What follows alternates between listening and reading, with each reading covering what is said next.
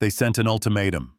We sent a mirror. Admiral Eva Rostova stood on the command deck of the Indomitable, her knuckles white where they gripped the edge of the holographic command table. Before her, the planet Kalin hung like a bruised sapphire, its orbital space choked by the blockade fleet of the Valnari hegemony. A crimson timer pulsed silently in the upper corner of the main display, each descending number, a hammer blow against hope. 2 hours, 17 minutes, 41 seconds. The stakes were simple and brutal: surrender the system's entire output of refined helium-3, or the Valnari would begin systematically dismantling Kalin's orbital habitats one by one. Icarus, run the latest projection. Rostova's voice was a low, steady current in the quiet hum of the bridge. The fleet mine's avatar. A cascade of silver light coalesced beside her. Its synthesized voice was calm, devoid of the tension pulse that coiled in every human chest. Admiral, the calculus remains unchanged. Hegemony doctrine is absolute. They do not bluff. At the ultimatum's conclusion, they will execute. Rostova's jaw tightened. She knew the doctrine well, a philosophy of victory through unyielding pressure, designed to break an enemy's will before a shot was even fired. Her XO commander John Lee stepped forward, his face etched with concern. Admiral, the convoy is still 3 hours out. They won't make it before the timer hits 0. We don't have the firepower to punch through a fleet that size. The Valnari fleet was a wall of jagged obsidian warships outnumbering their small flotilla 3-1. Her task force was a rapid response unit built for surgical strikes and humanitarian aid, not a prolonged slugging match. They were a shield, not a sword, and a shield is judged by what it breaks against. The civilian broadcast from Kalin's surface flickered on a side monitor. A young girl clutched a worn synth bear, her wide eyes staring up at the sky as her mother tried to pull her toward a planetary shelter. The child wasn't crying. She was just watching, waiting for the silent silver ships of the Terran Mandate to save them. Rostova felt the weight of that gaze across the void.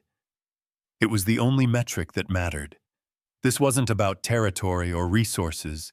It was about the promise they had mount to every world under their protection. "They expect us to break," Gian Rostova said, her gaze fixed on the enemy formation. "They've run their own projections. They see a smaller fleet, a humanitarian mandate, and a history of de-escalation. They believe we are predictable." A low thrum vibrated through the deck plates, a constant reminder of the fusion core beating at the heart of the ship. The air soir carried the faint sterile scent of ionized oxygen from the life support systems. The hegemony had made a calculation, a cold and logical assessment of their opponent. They had forgotten to account for the human factor. Icarus Rostova began turning to the shimmering avatar. "Let's review the hegemony's public battle doctrine, specifically their protocols regarding collateral damage assessments during ultimatum enforcement." The AI processed the request instantly. Valnari doctrine prioritizes the public display of compliance. Tactical decisions are weighted toward maximizing psychological impact. Their ledger demands a visible, undeniable lesson for any who might witness it. Rostova nodded slowly. A grim understanding began to form in her mind, a plan taking shape from the enemy's own rigid psychology. It was a terrible gamble, one that traded on the enemy's arrogance. "They want a lesson," she murmured. "We'll give them one. But the lesson isn't for Kalin. It's for them." She straightened, her voice ringing with newfound authority. "Gian, bring the Stardust Squadron to ready status. I want every decoy drone and mirror foil pod loaded. Communications prepare to open a fleet-wide channel. We're going to teach them the difference between a threat and a reckoning. The universe does not bargain, it only balances." On a small transport vessel huddled in the designated safe corridor, far from the blockade line, a medic named Aris adjusted the nutrient drip for an elderly woman evacuated from a deep space observatory. He could see the distant menacing shapes of the Valnari ships through the viewport, a constant silent threat. The woman's hand, thin and frail, reached out and touched his sleeve. "They're just ships," she whispered, her voice raspy. "It's the people inside them that are broken." Aris offered a weak smile, the low hum of the transport's engines, a poor comfort against the vast, indifferent darkness. The stakes were not abstract tactical problems. They were heartbeats and memories. Rostova's plan unfolded with quiet precision. Her fleet, the 14th Expeditionary, was not a brawling unit, but it was a master of misdirection. Icarus. I want you to begin flooding the local comms channels with ghost signals. Replicate our transponder signatures. Make it look like reinforcements are massing just beyond the system's gravity. Well, she ordered. The silver avatar pulsed in acknowledgement. Signal duplication initiated. Probability of hegemony detection of the feint is 87%. They will likely interpret it as a desperate conventional tactic. Jian's brow furrowed. They'll see through it, Admiral. That's the point, Rostova countered, a glint in her eye. We want them to feel confident. We want them to see what they expect to see. She gestured to the tactical display, where a dozen tiny icons representing the Stardust Squadron's drone ships began to move. While they're focused on the Ghost Fleet, our drones will deploy the mirror lattice on the far side of Kalen's moon. They won't see it until it's too late. The deck vibrated slightly as the drone launch tubes opened. A subtle shudder felt throughout the ship. A single deception can unravel 1,000 truths. The mirror lattice was a new technology, a defensive web of microscopic energy-reflective particles that could be projected across thousands of kilometers. It was designed to diffuse directed energy weapons, but Rostova had a different purpose in mind. It was not a shield she was building, but a reflection. The hegemony wanted a public spectacle, a broadcast of their power across the sector. She intended to give it to them, but the star of the show would be their own cruelty. Icarus. What is the flagship of the Valnari fleet? She asked, her voice dangerously calm. The Unflinching Will. An executor-class dreadnought. Commanded by Lord Admiral Tyr Vorkan, the AI supplied. A vocal proponent of the ultimatum doctrine. His public record is extensive. Rostova's lips thinned into a hard line. Prepare a direct channel to him, but do not open it yet. We will speak only when our stage is set. The tension on the bridge was a palpable force, thick and heavy. The crimson numbers of the ultimatum clock continued their relentless descent. 119 minutes remained. The drone squadron, flying under complete emission control, slipped past the outer pickets of the Valnari fleet. The enemy was focused on the growing phantom signatures at the edge of the system, just as Rostova had predicted. Their command channels, monitored by Icarus, were filled with smug chatter about the predictable, weak-willed humans. They saw desperation, a foolish attempt to intimidate them with non-existent reinforcements. They were blind to the real threat coalescing in the darkness. A lie told loudly enough becomes a target. Rostova watched the drone's progress, her heart a steady drum against her ribs. Her uniform felt stiff, the air recycled and cool against her skin. This was the razor's edge of command, the moment where strategy and faith intersected. She had to trust her crew, her technology, and her understanding of her enemy's mind. A single miscalculation, a single lucky sensor sweep by the Valnari, and the entire plan would collapse, leaving Kalen to pay the price for her failure. Commander Lee stood beside her, his earlier skepticism replaced by a focused intensity. Lattice deployment is beginning, Admiral. The drones are in position. On the main screen, a delicate, shimmering web began to form in the moon's shadow, invisible to conventional sensors. It was a net woven from light and hope, a trap for an enemy convinced of its own invincibility. Rostova allowed herself a slow, deliberate breath. Hold steady, Jian. The most dangerous part is yet to come. They believed their will was a weapon. We made it a cage. Inside the first orbital habitat, a schoolteacher gathered his young students in a central chamber, leading them in a song about ancient Earth explorers. The lyrics spoke of charting unknown seas, of facing down storms with courage and fellowship. The children's voices, hesitant at first, grew stronger, a small chorus of defiance against the silence of the void and the menace hanging in their sky. They were not warriors, but their resilience was its own form of armor. The mirror lattice was fully deployed, a vast, almost invisible sheet of energy-reflective particles hanging in space. It was perfectly positioned between the Valnari fleet and the most populated orbital habitats of Kalin. The countdown timer ticked below the 1-hour mark. Icarus, are all our sensors cross-linked with the lattice? Rostova asked. Affirmative, Admiral. The lattice is now an extension of our sensor suite. We see everything it sees. It will act as a passive relay for any energy directed at it. The AI's voice was as always a model of placid certainty. Lord Admiral Vorkon is broadcasting a system-wide announcement. The communications officer reported, his voice tight. On the main view screen, the face of the Valnari commander appeared.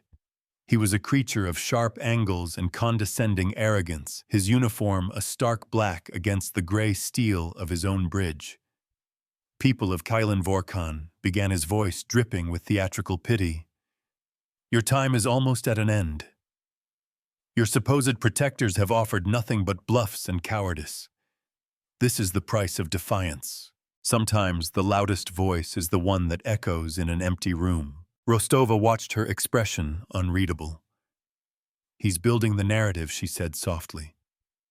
He wants witnesses. He wants the entire sector to see this.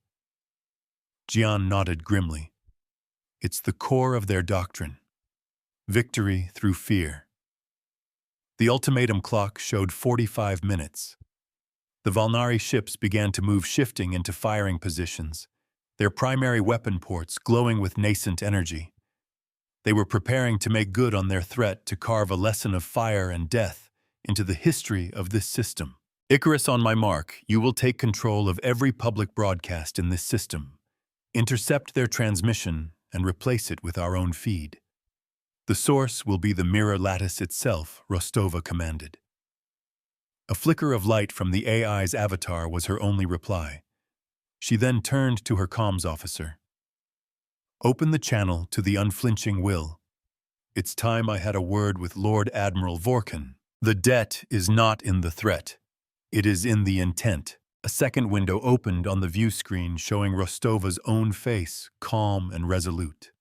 Vorkon's arrogant sneer faltered for a fraction of a second, surprised by the direct hail. Admiral Rostova, he began, recovering quickly. Have you come to beg for scraps of time? Your pathetic ghost fleet has been duly noted and ignored. Rostova met his gaze without flinching. I am not here to bargain, Lord Admiral. I am here to offer you a choice. A choice? Vorkon laughed, a harsh grating sound. It is you who has been given a choice. Surrender or annihilation. Your time to choose is over. The energy readings from his fleet spiked. They were seconds away from firing on the first habitat. My choice is this, Rostova said, her voice cutting through his laughter like glass. You can cease your attack sequence now, or you can demonstrate the full cost of your doctrine to the entire sector live. This ledger will be recorded. Vorkon's eyes narrowed. Empty words. Your fleet is a gnat. You can do nothing to stop me. He turned and gave a sharp nod to an officer off-screen. Fire. A dozen beams of incandescent energy lanced out from the Valnari warships, converging on the nearest orbital habitat. The bridge of the Indomitable was silent, every officer holding their breath. The beams crossed the void in an instant, and then the mirror answered. The energy beams struck the invisible lattice and did not disperse. Instead, they were caught, contained, and perfectly flawlessly reflected. But not back at the Valnari fleet. The lattice, controlled by Icarus's godlike processing speed, acted like a vast, complex lens. It split the beams, redirecting them with surgical precision, not at military targets, but at the Valnari's own supply ships. The unprotected, unshielded vessels at the rear of their formation erupted in silent, brilliant explosions. On the main screen, Vorkon's face was a mask of disbelief. His fleet had fired upon the habitat, but their own logistical train had paid the price. A wave of confusion and panic washed through the Valnari comms channels. At the same moment, Icarus hijacked every broadcast in the system. The feed was no longer Vorkon's grandstanding, but a crystal-clear, multi-angled view of the Valnari fleet firing on civilians and destroying their own ships in the process. The ultimatum clock froze at 29 minutes 14 seconds. A reckoning as a mirror held up to a monster. "What is this sorcery?" Vorkon snarled, his composure shattering. "This is not sorcery." Lord Admiral Rostova's voice was cold steel. "This is a lesson in accountability. Every shot you fire at those habitats will be returned to a target of our choosing. Your weapons, your choice, your consequences. The entire sector is watching you execute your own fleet." The console before Jian lit up with damage reports not from their ships, but from the enemy's. The cost was minor for now 2 supply haulers and a fuel tender, but the message was absolute. The Valnari had built their strategy around the idea that their will was irresistible, that the threat of violence was enough. They never considered that someone would refuse to play their game, that someone would turn their own weapon back on them, not with malice, but with a cold, clear logic that was impossible to refute. The heat shimmer from the distant explosions was the only evidence of the violence, a faint ripple in the fabric of space. Their doctrine was a hammer, and they had just discovered a world made of anvils. Aboard the Indomitable, a quiet sense of awe settled over the bridge crew. They had not fired a single shot. They had not taken a single life directly. They had simply held up a mirror and allowed the enemy's own aggression to do the work. The cost of victory so far was negligible, a slight energy drain from powering the lattice projectors. The real cost was being paid by the Valnari in ships and supplies, and most importantly, in the sudden public dismantling of their fearsome reputation. Commander Lee let out a slow, shaky breath. They're hesitating. Their firing solutions are flickering. He looked at Rostova with a newfound respect. They don't know what to shoot at anymore. Rostova kept her eyes locked on Vorkon. He still has a choice, she said. He can escalate or he can stand down. His doctrine demands escalation. Let's see if his pride is worth the price of his entire fleet. The countdown clock remained frozen, a monument to a threat that had lost its power. You cannot threaten a people who have already weighed the cost. In a cramped crew cabin deep within the Indomitable, a young ensign watched the live feed on her personal datapad. She saw the reflected beams, the exploding supply ships, the stunned face of the Valnari admiral. A tear traced a path down her cheek, a mixture of relief and terror. Her family was on Kalen's surface. She felt the low, reassuring thrum of her own ship's engines beneath her feet, a steady heartbeat in the face of chaos. The fight was far from over, but for the first time in hours there was a glimmer of hope. Vorkon's face was now a thunderous mask of fury. "This changes nothing," he roared across the channel. "You think this trick will save you? We will simply overwhelm your pathetic device." He barked a series of orders. The Valnari fleet began to reorient their larger ships, pushing to the front.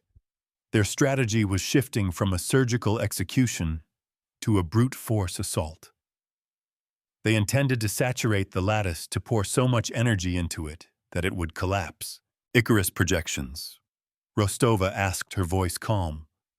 The lattice can sustain fire from their capital ships for approximately 19 minutes before particle cohesion degrades, the AI reported. However, the energy bleed will be significant. I can no longer guarantee precision redirection. The returned fire will be indiscriminate. The meaning was clear. If the Valnari escalated, the mirror would become a sledgehammer. It would still reflect, but it would strike their fleet at random, hitting warships and command vessels alike. A desperate man will break his own sword on his enemy's shield. They're choosing to escalate. Jian stated, his hand hovering over the controls for their own meager defenses. Admiral, we need to be prepared for the lattice to fail. Rostova shook her head. The lattice is not the endgame, Jian. It's the second act. The purpose was to expose his doctrine, to force him to pay a public price for his cruelty. Now we move to the next phase. She turned to the communications officer. Begin broadcasting the offer, system-wide. A new message authorized by Rostova began to play over the public channels layered on top of the live battle feed. It was a simple offer of amnesty. Any Valnari ship that powered down its weapons and moved to a designated safe zone would be granted passage out of the system once the crisis was resolved. It was not a call for surrender, but an invitation to step away from a commander who was willing to sacrifice his own fleet for the sake of his pride.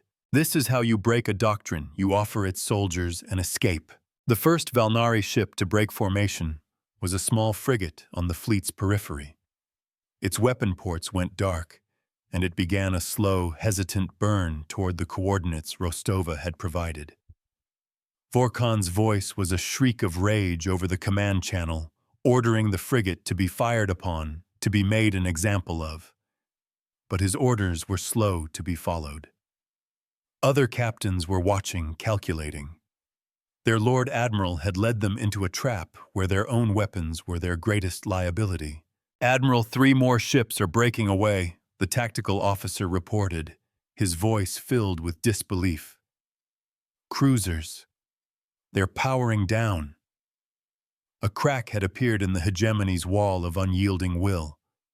Rostova's strategy was attacking the very foundation of their strength, their unity, and their absolute belief in their doctrine. She had offered them a choice. Vorkan never would have a chance to live. The strongest chains are broken not with force, but with a key. Vorkan's dreadnought. The unflinching will began to power its main weapon, a massive spinal lance capable of cracking a moon. The energy readings were off the charts. He's going to try to brute force it himself, Jian warned. That single blast could overload the entire lattice. Rostova's eyes narrowed. Icarus, can you focus the entire lattice on a single point of reflection? The AI's avatar shimmered. Theoretically, the focal point would be unstable. The feedback could destroy the projectors. Do it! Rostova commanded without hesitation. This was the moment of truth, the final test of her gamble. Focus every particle on his command bridge. We are not firing a weapon. We are simply returning his mail. The air on the bridge grew thick with ozone, the scent of immense power being marshaled. The ship's lights flickered as energy was diverted to the lattice projectors. The cost of this next move would be high, burning out their most advanced defensive tech. But the cost of inaction was Kalen. Hold the line, for the dawn is coming. The spinal lance on the unflinching will fired. A torrent of pure, white-hot energy wider than the Indomitable itself tore across the void. It was a weapon designed to end worlds, a final furious expression of Vorkan's rage.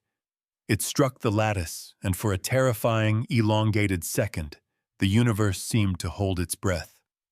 The lattice groaned, bending under the immense power.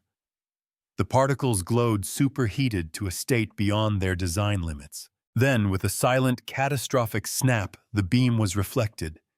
It was not as clean as before.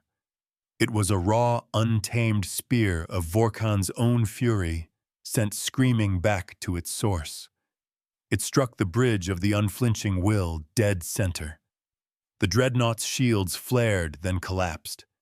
The view screen showing Vorkon's enraged face dissolved into a flash of static and light.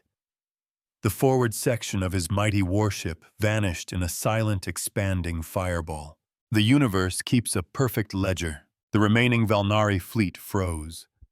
Their flagship was crippled, their commander gone. The weapon that was meant to be the final word in their argument had become his own epitaph. One by one, their weapon systems began to power down. The menacing red lights that had surrounded Kalen winked out, replaced by the steady, neutral running lights of ships that were no longer a threat. The battle, such as it was over. Rostova stood tall, the tension finally leaving her shoulders. She felt the dull ache of exhaustion behind her eyes.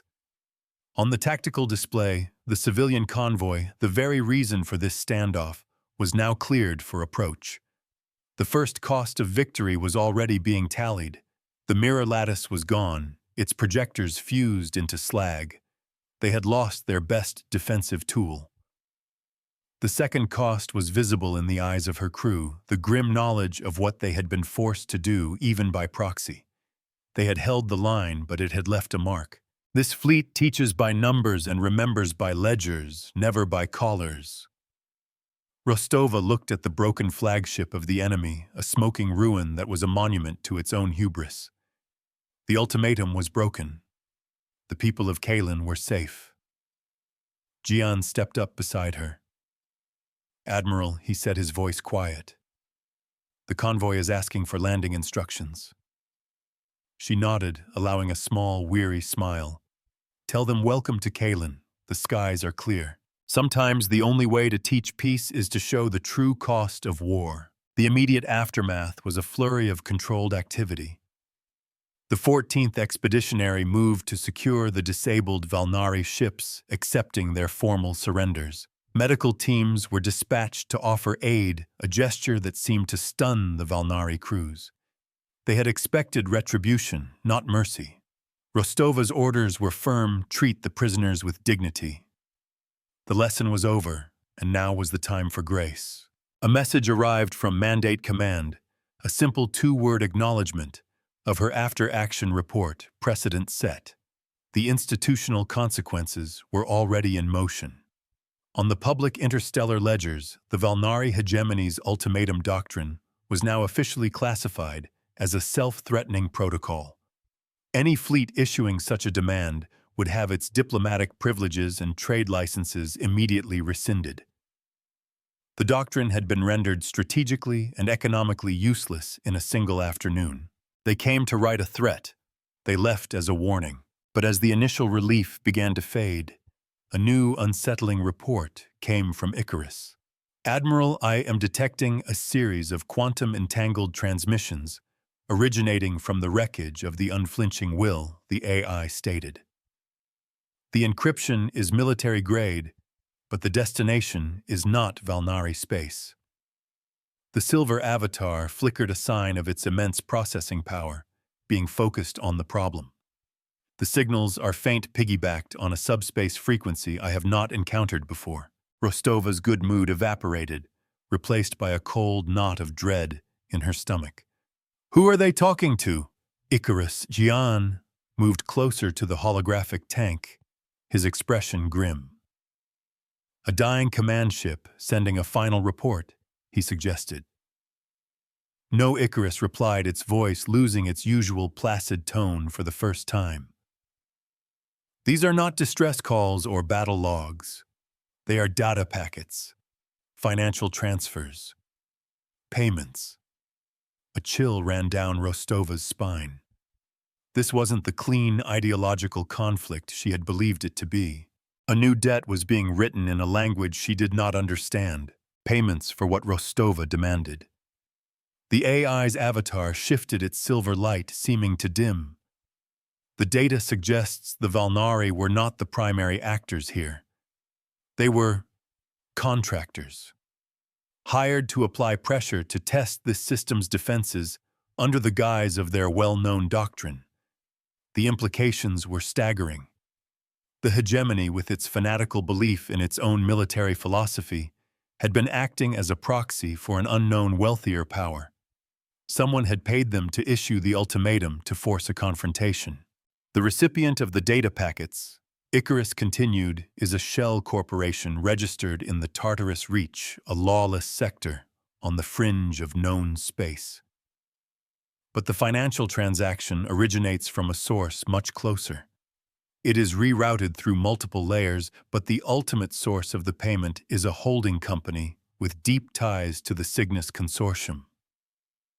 Rostova and Gian exchanged a look of shock. The Cygnus Consortium was one of the largest and most powerful corporate entities in the galaxy, with interests in everything from starship manufacturing to terraforming. They had fought the soldier, but the paymaster remained in the shadows. Why? Gian breathed. Why would the consortium want to destabilize this system? Kalen's helium-3 output is significant, but not enough to warrant this level of clandestine action. Rostova's mind was racing, connecting disparate pieces of information. The convoy that had been so critical, the one carrying advanced terraforming equipment. The unusual sensor readings her science teams had noted in Kalen's deep crust, dismissed as geological anomalies. It wasn't about the gas. It was about the planet itself. The convoy wasn't just a humanitarian mission, was it? She asked Icarus. There was something else in its cargo logs. The AI processed for a moment. Confirmed, Admiral. The lead vessel, the Terra Nova, carries a prototype planetary atmospheric processor. Its specifications are classified at the highest level. It is a piece of technology the Cygnus Consortium has been trying to acquire or replicate for years. This changed everything. The ultimatum had not been the real objective. It was a distraction, a violent piece of theater designed to draw her fleet in and destroy it. The real trap had not yet been sprung. Rostova looked at this tactical display. The convoy, her precious convoy, was just now entering orbit. The Terra Nova, with its priceless cargo, was preparing to land. Her fleet was depleted, its primary defensive system destroyed. The Valnari were a broken, scattered force, but a new, more insidious threat was revealing itself. The puppeteer was stepping out from behind the curtain, and she had just expended all of her energy fighting the puppet. Icarus scanned the system for any cloaked vessels, any hidden signatures. Anything that doesn't belong, she ordered, her voice low and urgent. The console next to her chirped a priority alert from the convoy itself. Admiral, the comms officer said, his voice strained. It's the Terra Nova. They're reporting a systems malfunction, a complete power failure. They are on a decaying orbit. The countdown timer on her screen had vanished, but a new, more terrifying one had just begun in her head. The ship, with its unique technology and thousands of civilian colonists, was falling. A cage does not need bars when it has gravity. The bridge of the Indomitable was thrown into a state of ordered chaos. Rescue operations, tactical alerts, and damage control assessments all demanded Rostova's attention at once. Gian, get our tugs and support ships moving toward the Terra Nova now. We need to stabilize its orbit before it hits the upper atmosphere. Commander Lee was already shouting orders, his calm demeanor replaced by a sharp, focused urgency. The ship's deck plating hummed with a higher frequency as auxiliary power was routed to the shuttle bays. Icarus, what caused the power failure? Rostova demanded, her mind sifting through the possibilities. Sabotage was the most likely answer. An agent of the Cygnus Consortium must have been planted on board. The malfunction originates from the ship's primary power conduit, adjacent to the atmospheric processor, the AI reported. The failure cascade is atypical. It appears to be deliberate, designed to be irreversible from the ship's own engineering deck. The scent of burning ozone was now stronger on the bridge, a phantom of the earlier battle. The most dangerous enemy is the one already inside your walls. Admiral, multiple high-energy readings at the system's edge, the tactical officer called out. 5 ships just decloaked. Their energy signatures match Cygnus Consortium private security forces. On the main view screen, 5 sleek predatory warships appeared, their silver hulls gleaming. They were smaller than the Valnari vessels, but they bristled with advanced weaponry. They were not a blockade fleet. They were a boarding party. Their target was obvious. They had used the Valnari as a battering ram to weaken her fleet and draw her out of position. The ultimatum was the bait. The failing colony ship was the trap. Now the sharks were circling. Rostova's jaw was set like granite. She had been played, her focus expertly diverted by a manufactured crisis, while the real threat gathered in the darkness. Her mercy toward the Valnari suddenly felt like a strategic blunder. She had left herself vulnerable. "There is no profit in Mercy's ledger. They're hailing us," the comms officer said. A new face appeared on the screen. He was handsome, corporate, his smile utterly devoid of warmth. His uniform was tailored, bearing the stylized CC of the Cygnus Consortium. "Admiral Rostova," he began, his tone pleasant, "I am Director Valerius of the Consortium. I believe you are in possession of some technology that belongs to us. We are here to reclaim our property. Please do not interfere with our salvage operation of the Terra Nova." It wasn't a request. It was a statement of fact backed by 5 warships against her depleted, damaged flotilla. The cost of the last battle was suddenly magnified tenfold.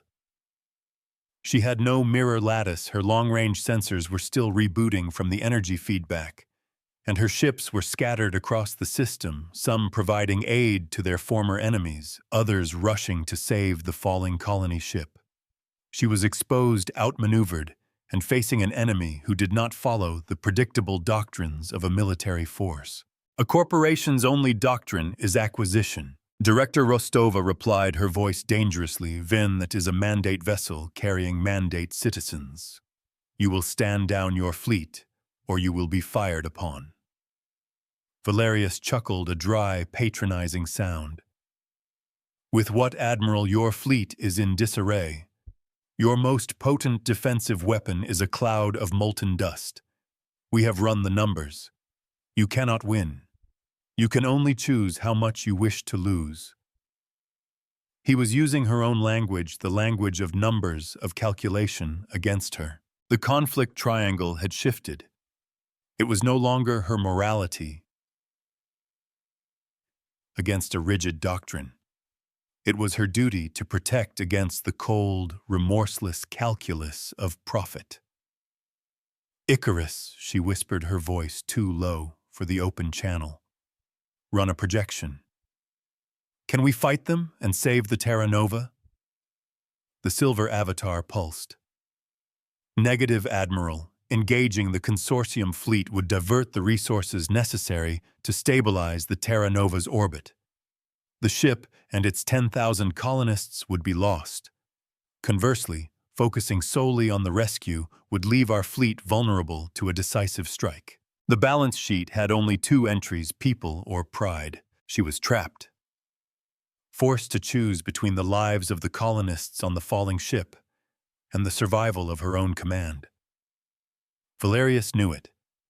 He had crafted this dilemma with surgical precision. The civilian vignette was no longer a distant story on a monitor. It was a ticking clock in Kalen's gravity well. Rostova felt a surge of cold fury, a righteous anger she had not felt against the Valnari. Vorkon had been an ideologue, a true believer in a flawed system. Valerius was just a predator. "Director," she said, her voice now amplified across the bridge, "you have miscalculated." A flicker of surprise crossed Valerius's face. "You have assessed my fleet, my technology, and my tactical position, but you have not accounted for my allies." She turned to her comms officer. "Open a channel to the senior Valnari captain, the one from the cruiser Retribution. A defeated enemy is not a friend, but a shared foe creates a common cause." The channel opened, showing the weary, battle-worn face of a Valnari officer. His ship was one of those that had accepted her offer of amnesty. "Admiral Rostova," he said, his voice laced with suspicion. "What do you want?" Rostova met his gaze directly. Captain, you and your fleet were used. You were paid to be a diversion, a sacrifice for a corporate entity that holds you in contempt. Look at your screen. The Cygnus Consortium is here to pick the bones, and they have no intention of leaving witnesses. She let the words sink in. Your doctrine may be broken, but your honor is not. I offered you mercy. Now I am offering you a choice. Stand with the pirates who used you, or stand with the fleet that spared you. Help me save that colony ship. The Valnari captain looked from Rostova to the sleek consortium ships on his own tactical display. His entire world, his entire belief system had been shattered in the last hour. All that was left was the core of a warrior. An account can be settled in more than one currency. The Valnari captain, whose nameplate identified him as Vorlog, stared out from the monitor, his expression a mixture of profound weariness and simmering rage. For a long moment, he said nothing, the silence stretching taut across the void. He had followed a doctrine, a faith, and it had led him to ruin. Now his enemy was offering him a path that was not in any of his military texts, a path to honor. He glanced at something off-screen, likely his own tactical display showing the cold corporate sharks of the Cygnus Consortium. They paid us in credits, Vorlog said, his voice a low growl. A currency of convenience. Our payment was to be your fleet's destruction, and this system's subjugation. He looked back at Rostova, a flicker of something ancient and martial in his eyes. They did not tell us their true objective. They used the hegemony's name as a mask for their own greed. He drew a sharp breath. This is a matter of debt. The consortium has created an imbalance. It must be corrected. A warrior's honor is the only currency that cannot be forged. My ships have depleted energy reserves and damaged armor. Vorlog continued all business now. But our hulls are thick, and our crews are loyal to a principle, not a paymaster. We will shield your rescue craft. Rostova nodded a silent pact, passing between two commanders, who had been minutes ago mortal enemies. We'll need more than shields, Captain. I need you to trust me. Valerius's smug face reappeared in a secondary window. Admiral, your time is up. Cease this pointless chatter and stand aside. Rostova ignored him, her focus entirely on the new desperate alliance. Gian, coordinate with Captain Vorlog. Slingshot our tugs using Kalen's gravity. I want them latched onto the Terra Nova's emergency hardpoints in 10 minutes. She turned to Icarus. Calculate the atmospheric friction and heat stress. I want to know exactly how long we have once they hit the thermosphere. The race was on. The consortium fleet began to advance, their engines flaring as they moved to intercept. The universe does not care for intentions, only for vectors. Inside, the Terra Nova emergency lights cast long, dancing shadows. A young engineer, hands slick with sweat, worked frantically on a manual power junction, trying to restore even a flicker of energy to the ship's life support. Around her, colonists huddled together, the ship groaning as it began its long, fatal plunge. Through a viewport, she could see the planet below, a beautiful, terrifying swirl of blue and white, growing larger with every passing second. A child began to cry, the sound sharp and thin in the strained silence. Consortium ships are in firing range, Gian announced, his voice tight. The first volley of plasma torpedoes streaked across the black. They were not aimed at the Indomitable, but at the small, swift tugs racing toward the falling colony ship. Before they could impact, 3 bulky Valnari cruisers moved to intercept them, their heavy armor glowing cherry red as they absorbed the blasts. The cruisers shuddered damage alarms screaming across the comm channel, but they held their position. A shield is a promise made in steel. The tugs are through, the tactical officer yelled. They're approaching the Terra Nova. On the main screen, the tiny support ships latched onto the massive colony vessel, like pilot fish on a dying whale. Magnetic clamps engaged with a jolt, that was visible even from a distance. Immediately, the tugs fired their main thrusters, fighting against the relentless pull of gravity. The Terra Nova's descent slowed, but it did not stop. It was too big, its momentum too great. "It's not enough," Gian said, stating the obvious. "They can't pull it out of the decay on their own." Valerius's voice cut in again, laced with amusement. "A valiant effort, Admiral. So much drama. But your physics are failing you." His ships opened fire again, this time on the Valnari cruisers that were screening the rescue. Plumes of plasma and vaporized armor vented into space from Vorlog's ships. They were taking a brutal pounding. "There is no calculation for sacrifice." "Icarus report?" Rostova snapped her eyes, darting between the battle and the trajectory of the falling ship. "The Terra Nova will reach critical atmospheric interface in 4 minutes. At that point, the tug's thrusters will be overwhelmed by drag, and the ship's hull will begin to sublimate." 4 minutes, an eternity, and no time at all. What about the processor? Did our scans find anything she pressed? The AI's avatar flickered. "Yes, Admiral. A secondary function buried under layers of corporate encryption. It is not a terraforming tool. It is a geo-weapon." The revelation hit the bridge like a physical blow. The consortium wasn't just trying to acquire a new technology. They were trying to retrieve a weapon of mass destruction, one capable of destabilizing a planet's very core. "Can we use it?" Rostova asked, a desperate, brilliant idea forming in her mind. "Theoretically," Icarus replied, "but it would require a massive power source, far more than the ship can generate. It needs a catalyst. It is designed to draw energy from a planet's magnetosphere itself, but only from within a specific atmospheric density. A trap is merely a door that only opens one way." The pieces clicked into place. The falling ship wasn't a problem. It was the solution. "It needs to be in the upper atmosphere to work," Rostova realized aloud. "That's our window. Gian, send our heavy engineering teams to the Terra Nova now. They need to get that processor's power conduit online. Divert all power from the tugs into it." Gian stared at her. "Admiral, that will accelerate its fall, I know," she said, her voice grim. "We're not pulling it out of the fire. We're aiming it." Valerius's ships were closing in, systematically dismantling Vorlog's screening force. The Valnari were fighting with a cold, disciplined fury, but they were outgunned. Another of their cruisers went dark, its spine broken by a concentrated volley. The cost of this alliance was being paid in real time in the lives of Vorlog's crew.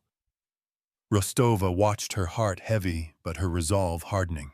This was the price of holding the line. A ledger must be balanced, even if it is written in blood. Director Valerius Rostova broadcast on an open channel, her voice ringing with command. "I will give you one last chance to withdraw. You have no idea what you are truly trying to salvage." Valerius laughed. "Think I do, Admiral, and I'm about to have it. My boarding teams are launching." Small, swift assault craft detached from the consortium cruisers, streaking toward the tumbling Terra Nova. They were moving in for the prize. "They're taking the bait," Gian murmured. The consortium fleet was clustering, focusing all their attention on the falling ship, eager to get their hands on the prize. They were flying into the heart of the kill zone she was creating. Captain Vorlog Rostova said over their private channel, "I need you to do one more thing. I need you to charge them. A full, head-on assault. Draw them in just a little tighter." She could hear the alarms blaring on his bridge, the shouts of his officers. It was a suicide order. To teach a lesson, one must first capture the student's attention. It will be an honorable death. Vorlog's voice came back steady and clear. For the hegemony. The remaining Valnari ships, battered and bleeding atmosphere, turned and accelerated their engines, burning with defiant fury. They charged headlong into the consortium formation, firing every weapon they had left.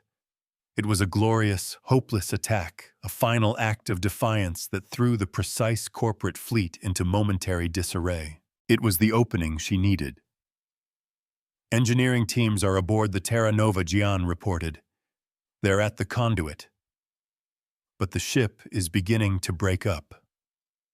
The heat shield is failing. On the main screen, the colony ship was now a fiery meteor streaking through Kalen's upper atmosphere. The brilliant orange glow of atmospheric friction enveloped it. The tugs, their engines now silent, were still clamped on their crews inside, helping the engineers in a last desperate push. Brace for the reckoning. The conduit is connected. An engineer's voice screamed over the comm, distorted by static. We are diverting all power from the tug's cores. The ship shuddered violently. A new energy signature began to build within the Terra Nova, a deep, resonant hum that Icarus displayed as a terrifying spike on the energy grid.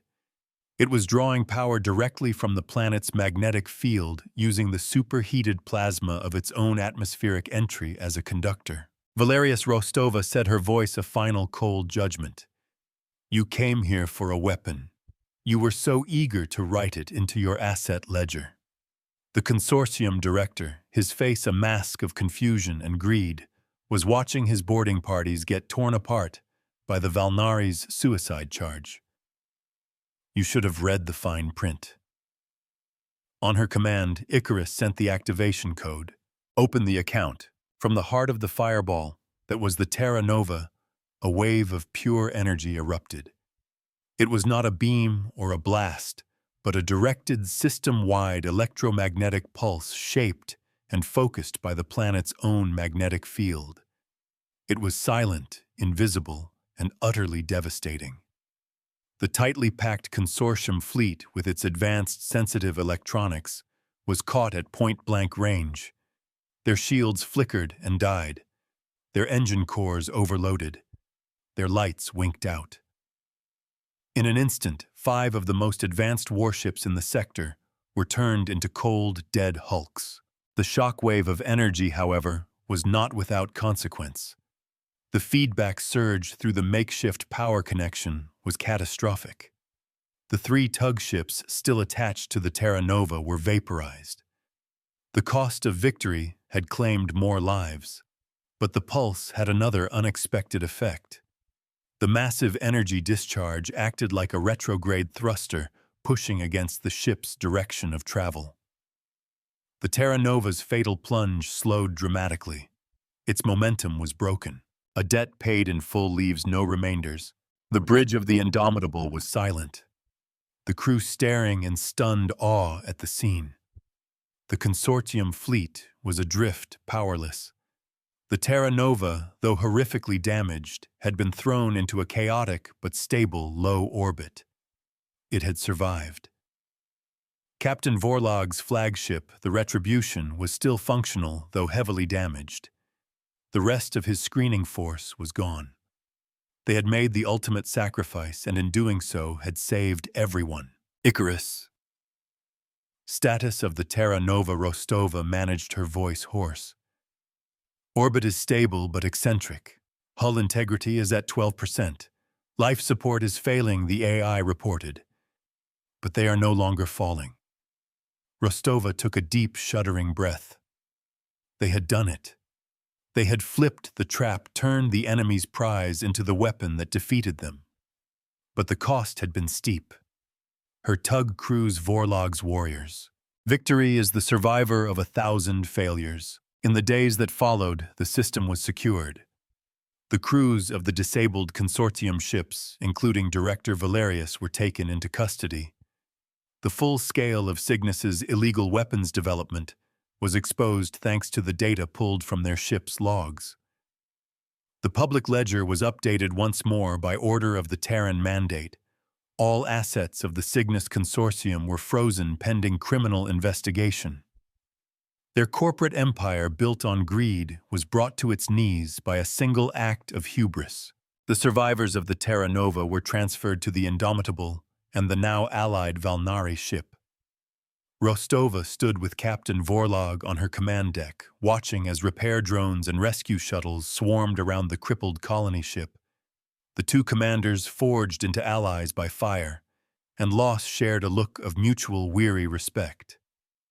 "Your people fought with honor," Captain Rostova said softly. "Their sacrifice will be remembered." Vorlog nodded, his gaze distant. "We were taught that victory is an absolute, that an ultimatum is the purest form of strength." He looked at the human admiral beside him. "You taught us that strength is measured by the choices made when all seems lost. You do not fight for ledgers of territory.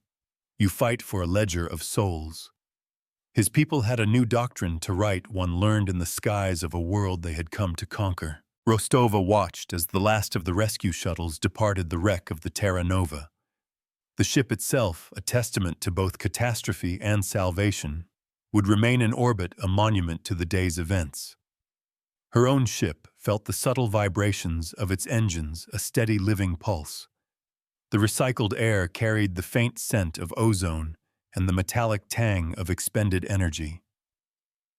The glare from the nearby star caught the drifting wreckage of the consortium fleet, making the dead ships glitter like scattered diamonds on black velvet. The plasma in Kalen's upper atmosphere, the remnant of the weapon's discharge, had finally cooled the violent artificial aurora, fading back into the planet's natural, gentle rhythm. Some will say we answer ultimatums with force, that we meet threats with fire. They will be wrong. We are not a hammer striking at a foe. We are a mirror showing them the true cost of their own choices. We are a ledger recording the debts they accrue in violence and fear. We do not bring the reckoning. We simply reveal that the reckoning was always there, waiting in the consequences of their own actions. And we will always be there to ensure the final account is balanced. For every debt, there is a dawn.